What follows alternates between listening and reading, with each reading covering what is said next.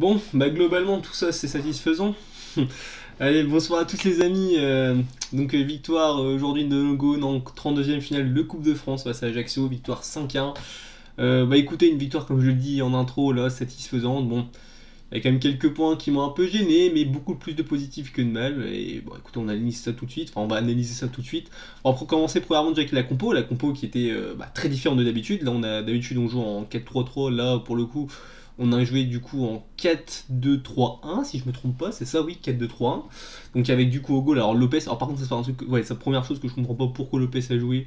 Il avait dit qu'il ferait tourner, il l'a pas fait tourner pour Hop, c'est comment il s'appelle, je sais pas comment ça se prononce exactement, mais Pollersbeck, je sais pas comment ça se prononce, mais voilà, vous m'avez compris. Je sais pas pourquoi il a pas joué, bon écoutez, ça on saura jamais, bon c'est dommage parce que bon, ça a permis peut-être à Lopez de tourner et puis aussi de savoir ce qu'il vaut, parce que mine de rien, moi je sais pas trop ce qu'il vaut ce gardien, donc ouais, c'est. Ouais, c'est pas top de voir ça, c'est pas top. Mais sinon, ouais, donc Lopez au cage. À gauche, Melvin Barr, qui a fait d'ailleurs un bon match, hein, putain, décidément, très heureux du match de Melvin Barr. En défense, Ben Lamry et. Non, pas Marcelo, et Diomandé, pardon. Et à droite, on avait De Seglio, aussi De Seglio, qui a fait un très bon match. Peut-être son meilleur match depuis qu'il est à l'OL. D'ailleurs, ça, c'est peut-être mon avis personnel, mais voilà. Voilà, donc là, le milieu à deux, Cacré Guimarães. Magnifique, franchement magnifique, c'était superbe. Pour moi, tous les deux seront dans mon top déjà, parce que franchement, ils ont été tout simplement tous les deux exceptionnels dans ce milieu de terrain. Du coup, voilà. Et du coup, dans on va dire, l'attaque à 4, voilà, avec Slimani en pointe, du coup, en milieu offensif, Depay en 10. À gauche, c'était Cornet, et à droite, c'était Cherki, c'est ça, voilà.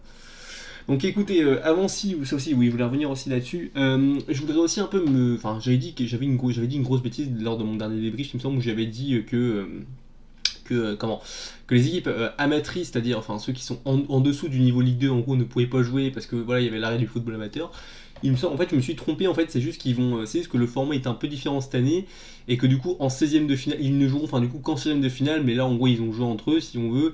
Et en gros, on va dire, il y a une partie du tableau, on va dire, entre la Ligue 1 et la Ligue 2 qui vont jouer ensemble, et l'autre partie qui vont jouer, voilà, l'autre partie des 32e de finale qui va se jouer, voilà, entre les équipes amatrices. Et du coup, bah, on retrouvera du coup des rencontres entre, bah, forcément, amateurs et on va dire équipe professionnelle à partir des CM. Du coup, bon, ça fait quand même plaisir de le savoir ça, parce que bon, la dernière fois j'avais dit qu'en gros, voilà, c'était entre guillemets une coupe de la Ligue, mais du coup non, parce qu'en 6ème de finale, bah, on a, euh, on a des équipes amatrices qui joueront, et c'est un peu logique, tu me diras, parce que c'est vrai que quand j'y pense, c'était complètement débile, parce que 32e de finale, ça veut donc dire techniquement, si je suis pas bête, qu'il voilà, il y a plus de 40 équipes qui doivent jouer, donc, sauf que bah, en Ligue 1 en Ligue 2, au cumulé, il y a 40 équipes, il n'y en a pas plus, donc c'est logique. Bon, bref, ça c'était le petit aparté sur ça.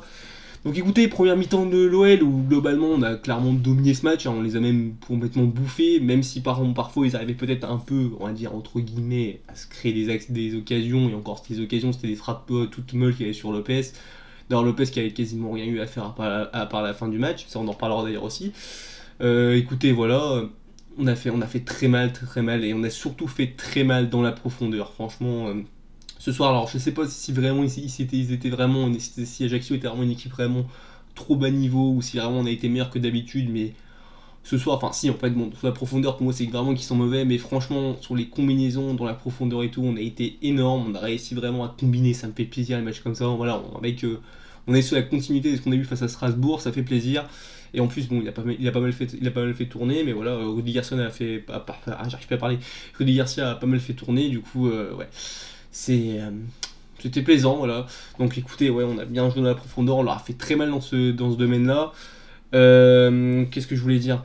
Donc ouais, on a fait très mal, donc après ça a déroulé facilement, voilà, deuxième but, premier but de Depay, voilà, ça a enchaîné avec un but de Depay, un but de Slimani, un but c'était quoi le troisième? Cornet, et le quatrième qui était un but de Cherki, hein. Alors ça me fait d'ailleurs penser à Cherki, c'est vrai que Cherki, bon, globalement je vais être avec vous, Cherki, j'ai été assez déçu de son match, personnellement j'ai été assez déçu de son match, déjà d'entrée il rate une grosse occasion dans la première minute de jeu qu'il doit pas rater pour moi, bon ça c'est un détail parce qu'après il marque derrière, vous me direz, enfin il marque derrière, il marque dans le courant du match juste après, mais je trouve voilà beaucoup de mauvais choix, il a essayé trop de tripoter le ballon. Joue simple, je veux dire, avant d'essayer de faire ton. Je sais on sait tous, on le voit dans ton jeu, voilà, on le voit par rapport à tes courses, par rapport à ta prise de balle, que tu es capable voilà, de vraiment de faire le jeu, de vraiment être un meneur de jeu, tout simplement, de dribbler, de faire des différences, on le voit. Mais essaie de jouer simple, parce que le problème, tu peux pas faire ça tout seul, et ça, forcément, Rudy Garcia, comme le connaissant, Rudy Garcia, il sera en transition là-dessus, tu peux te retrouver sur le banc pendant quelques matchs, et ça, c'est dommage. Surtout pour moi, t'aurais pu faire beaucoup mieux, mais bon, écoutez, c'est comme ça. Après, il fait pas en plus un match dégueulasse, j'en vois vraiment certains qui ont dit qu'il a fait un match dégueulasse. N'abusons pas non plus, il a fait quand même un match quand même qui globalement est très très satisfaisant. Mais c'est vrai que voilà, c'est un peu décevant. Je pensais vraiment qu'on allait voir un Cherki un peu plus impliqué dans le jeu. Et c'est vrai qu'on l'a plus vu, on va dire, on a plus vu rater les choses que vraiment entreprendre des choses. Enfin, vraiment, on va dire, concrétiser des choses, c'est ça que je voulais dire, ouais, plutôt qu'entreprendre. Parce qu'en soi, il a beaucoup entrepris en essayant de faire des dribbles. Et bon, c'était pas terrible. Donc oui, ça aussi. Bon bah écoutez, ouais, j'ai rien d'autre. Vraiment, ça va être assez rapide parce que bon, écoutez, qu'est-ce que je vous dise à part vraiment que voilà, il y a eu des très bonnes combinaisons, notamment, qu'est-ce que je voulais dire. Donc ouais, les premiers buts, donc voilà, de paille. Si aussi ça aussi que je voulais noter, parce que je l'ai marqué là, juste pour me rappeler. Comment? Pour aussi dire aussi, j'ai adoré aussi De Chiglio dans ce match aussi, parce que je trouve, enfin du moins le peu que j'ai vu de lui ce soir, enfin le peu, on va dire la plupart du temps où il avait ses prises de balle et tout, il a fait des très beaux centres, notamment sur le deuxième but, celui de Slimani qui est parfait, vraiment magnifique centre, t'as juste Slimani qui est juste à déposer, superbe. Pareil, donc je disais Guimarães, voilà, qui a fait très mal. Mais c'est vrai que Slimani, Slimani pour moi vraiment se détermine, enfin vraiment comment on détermine, j'arrive pas à trouver mon mot, se, se distingue des autres, c'est ça que je voulais dire, je me rappelais plus.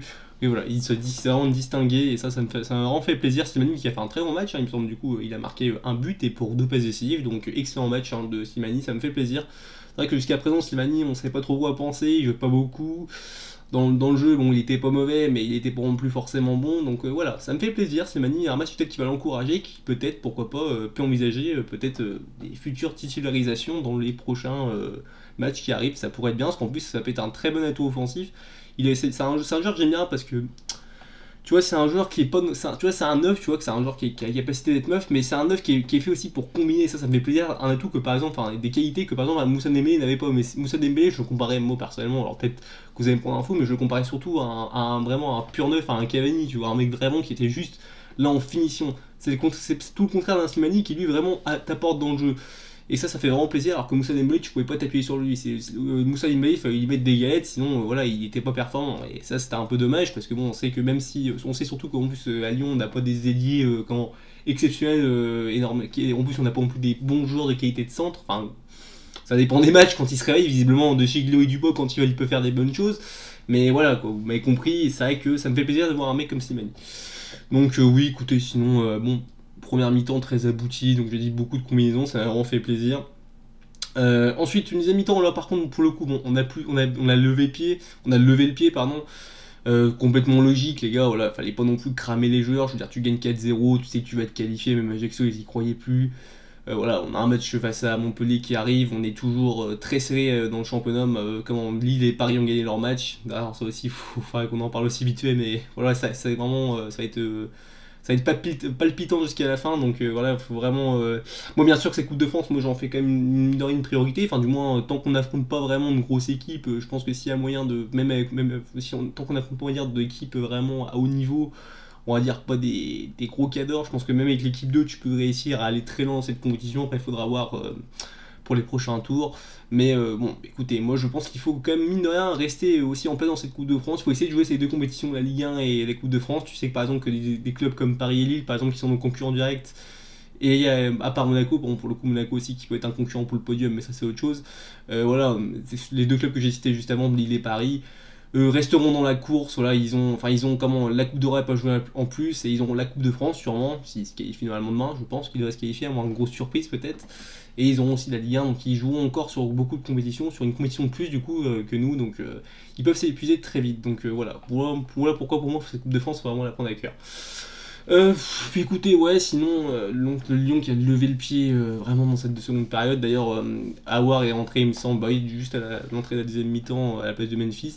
Aouar très décevant aussi. Aouar, je le dis, alors marqué qu'il est, malgré le fait qu'il a provoqué un penalty, parce que bon, on va pas se mentir.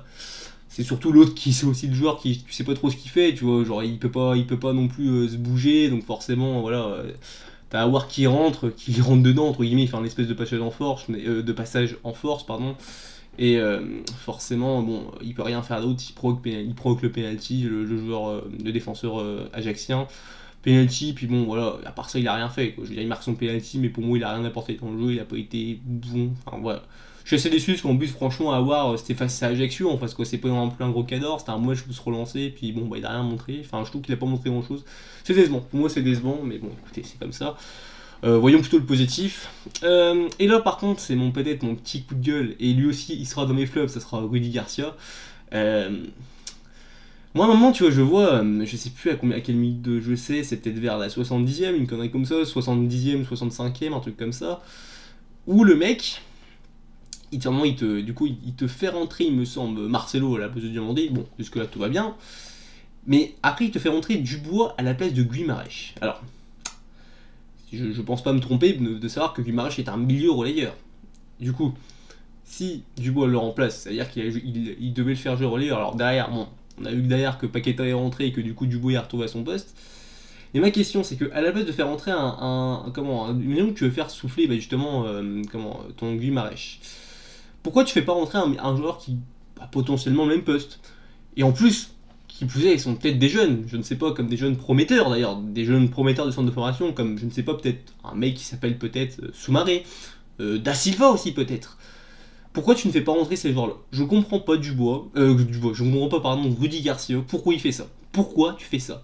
Quel message tu renvoies aux jeunes? C'est débile, c'est débile, Je veux dire, en plus tu fais rentrer Da Silva, voilà, en fin de match, face à Strasbourg, je me suis dit, bah du coup ça voudrait sûrement présager qu'il joue le match, enfin, du moins qu'il soit titulaire, ou au moins qu'il rentre en cours de match en Coupe de France. Non, même pas, non, non.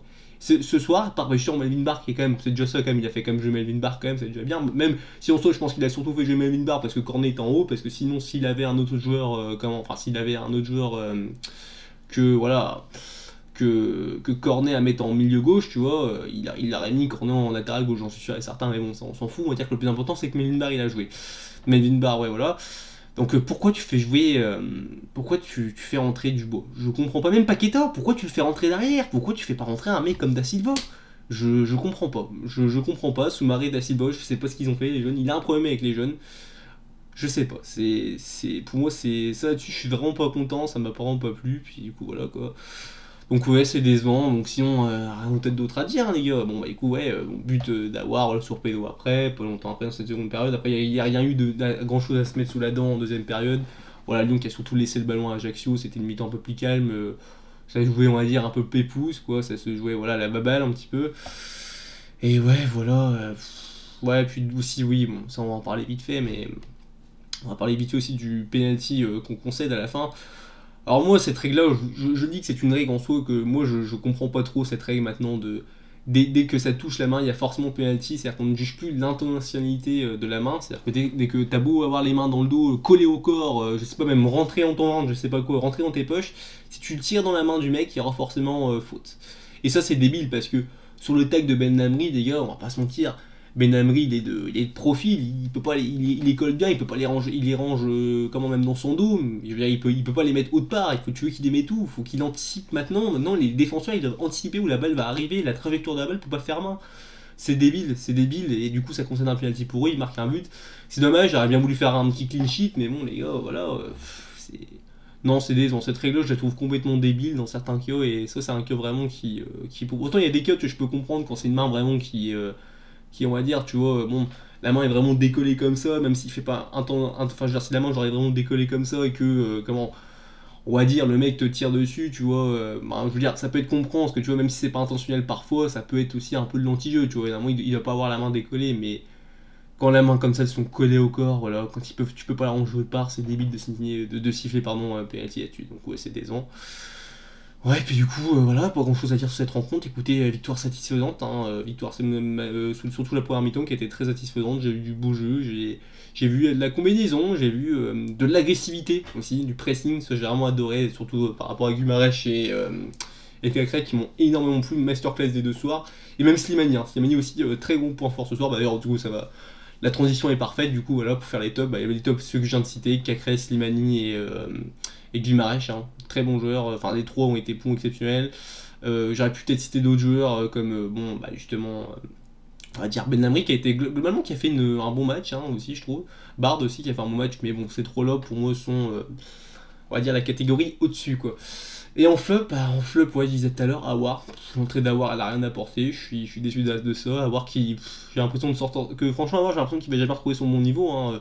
Awar, ce qui va, ça aussi j'y pensais, mais les gars, je me disais quand même, ça se trouve, on va vraiment se faire couiller avec Awar, les gars. On peut se faire couiller comme avec un mec comme Fekir, c'est-à-dire que au moment où vraiment Awar, comment où Fekir était à son prime entre guillemets, on aurait pu le vendre à un prix d'une semble avoisinant les, je sais pas, les 60 millions, bah à l'arrivée, c'est un mec comment, qui va arriver, qui juste derrière va te faire une saison de merde comme Fekir a fait derrière, enfin une saison du moins moins bonne, et que du coup tu vas vendre, je sais pas, peut-être 30, 25 millions, qu'on est comme ça, alors que t'aurais pu le vendre plus cher, des fois ouais, je peux avoir des regrets, bon après les gars on pouvait pas savoir, mais c'est décevant, franchement c'est décevant.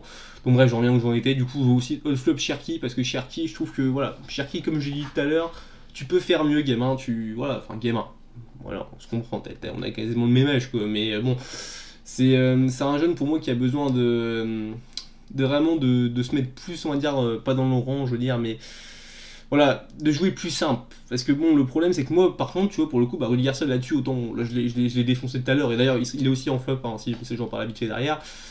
Voilà, autant que Garcia, quand tu vois un jeune qui, voilà, qui sait pas, qui pense, on va dire, entre guillemets, casser ses stats, qui pense qu'à sa gueule, qui essaie vraiment de prendre le jeu à son compte, alors qu'il est pas fait pour ça, on lui demande pas ça, bah je peux comprendre que des fois Garcia soit tenté voilà, de le mettre sous le banc et même de pas le convoquer si Ryan Cherki ne change pas cette attitude-là. Bah pour moi c'est logique que voilà, il soit sur le banc. Je suis désolé mais c'est logique. Là par contre je comprendrais plus par contre ce soir avec le match que l'autre il a fait, que Melvin Barr a fait pardon. Le match que Bard a fait, je comprendrais pas pourquoi. Et je sais qu'il va le remettre, son Maxwell Cornet latéral gauche face à Montpellier samedi.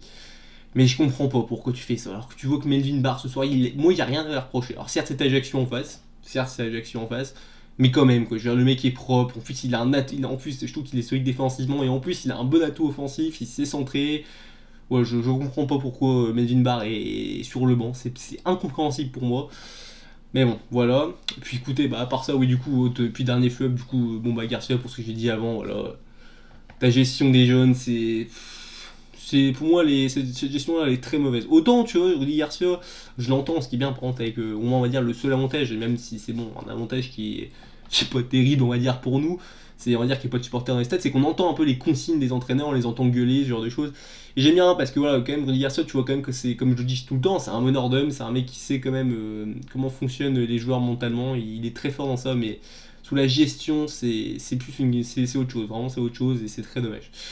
Donc écoutez, à part ça, il y a rien d'autre à dire, le débrief était un peu long, je suis désolé, je suis très fatigué, je vous avoue, bon j'hésitais à le faire ce débrief là, mais bon, fallait que je le fasse à chaud, voilà, victoire 5-1, voilà, du beau jeu, écoutez, du beau jeu, une large victoire, on se retrouve comme on est en 16ème, on est qualifié, que demander plus.